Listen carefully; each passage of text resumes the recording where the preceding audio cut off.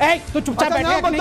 एक second please please, तू तड़ाक नहीं, तू बताइए डॉक्टर साहब, नाम बताइए डॉक्टर साहब, हल्ला मत मचाओ। अभी आप देख रहे थे एक सच्चे देशभक्त को, वो किस तरीके से बात कर रहा था, किस तरीके से विपक्ष का एक नेता को तूड़ तड़ाके से बात कर रहा था और किस तरीके से अपना गुस्सा जाहिर कर रहा था।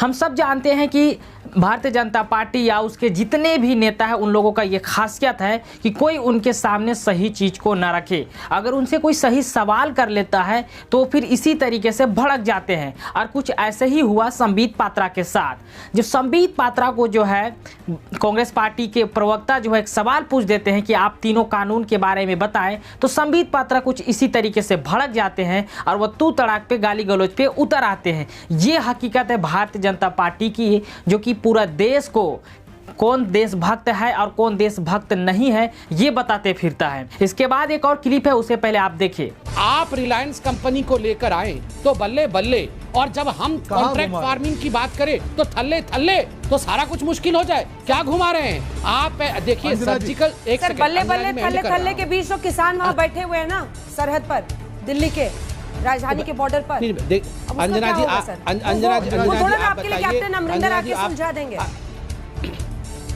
आप जाइए, आप बताइए, कृषि मंत्री जाए, कोई तो बातचीत करेगा ना सर। मैं नहीं, बातचीत तो चल रही है। इस क्लिप में आप सुने होंगे कि किस तरीके से संबित पात्रा जो है कांग्रेस को लेकर ये निशाना साधते हुए कह रहा था कि आप रिलायंस को लेकर आए तो बल्ले बल्ले और हम कॉन्ट्रैक्ट फार्मिंग को लेकर आए तो थल्ले थल्ले। अब सोचे, एक ऐसा डिबेट है, एक ऐसा डिबेट जहां पे किसानों की हित की बात होनी चाहिए, वहां पे कांग्रेस बनाम बीजेपी चल रहा है और ये बल्ले बल्ले थल्ले थल्ले ये सब क्या चीज है? मतलब बेतुकी बातों को करके किस तरीके से ये लोग डिबेट में जो है किस तरह मिर्च मसाला डालने का काम करते हैं ताकि न्यूज वालों का न्यूज चले और ये जो है अपना जो काम करना चाहते हैं उस काम को बखूबी कर सके और यहाँ पे बल्ले बल्ले थल्ले थल्ले कर रहे हैं। हालांकि यहाँ पे अनजाने में ही, गलती से ही, लेकिन संबित पात्रा ने अपना एक गलती को तो एक्सेप्ट कर लिया और वो गलती ये था कि कॉन्ट्रैक्ट फार्मिंग को हम लोग अगर ला रहे हैं तो कांग्रेस को क्या प्रॉब्लम है। मैं समझ सकता हूं कि अगर आप इस चीज को ला रहे हैं और इसलिए ला रहे हैं कि कांग्रेस ने इससे पहले कुछ कानूनों को लाए या फिर आप कह रहे हैं कि रिलायंस कंपनी को आप लाए थे तो आपका बल्ले बल्ले। भैया आप यहां थल्ले थल्ले मत न करें, यहां पे आप जो है किसानों की हित की बात करें ना।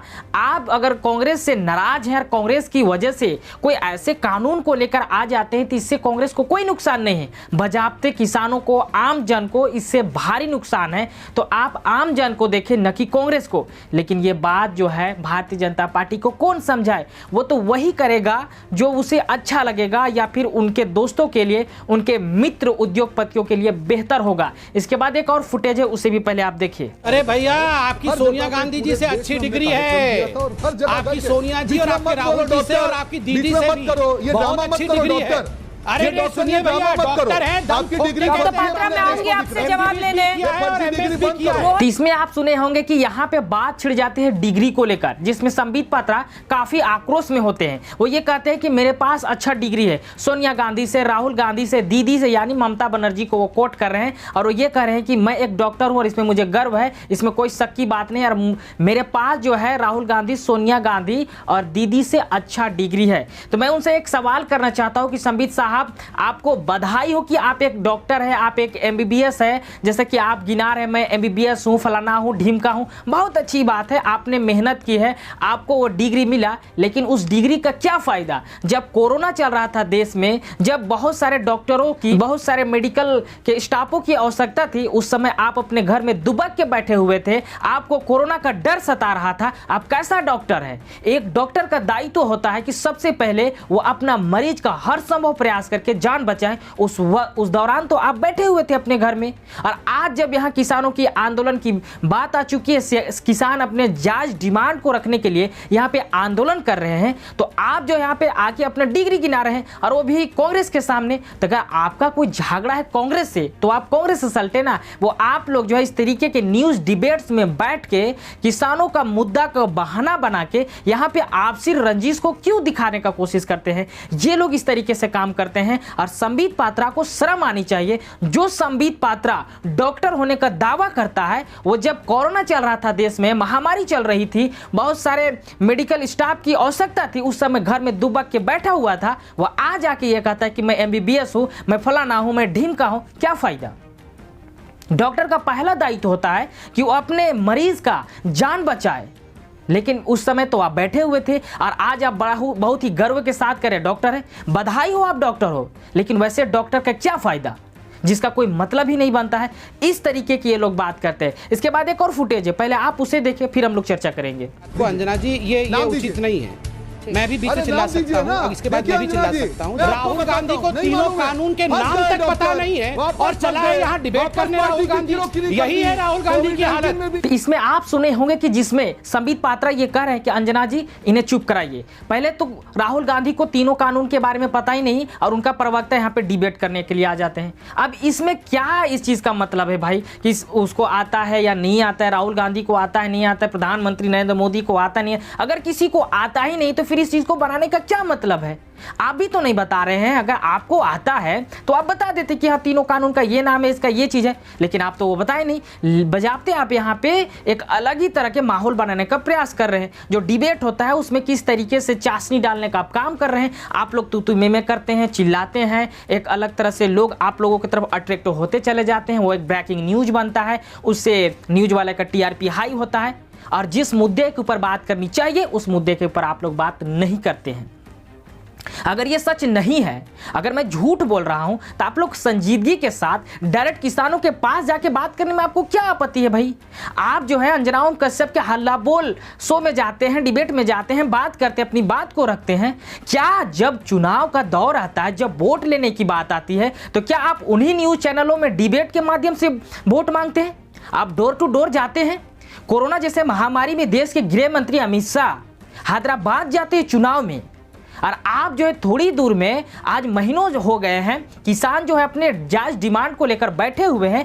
इतने ठंड में कितने सारे किसान जो है शहीद हो चुके हैं, अपनी जान गंवा चुके हैं। बहुत सारे लोग कहते हैं कि वो खालिस्तानी है, वो ये है, वो आतंकवादी है, फलाना है, ढिमका है।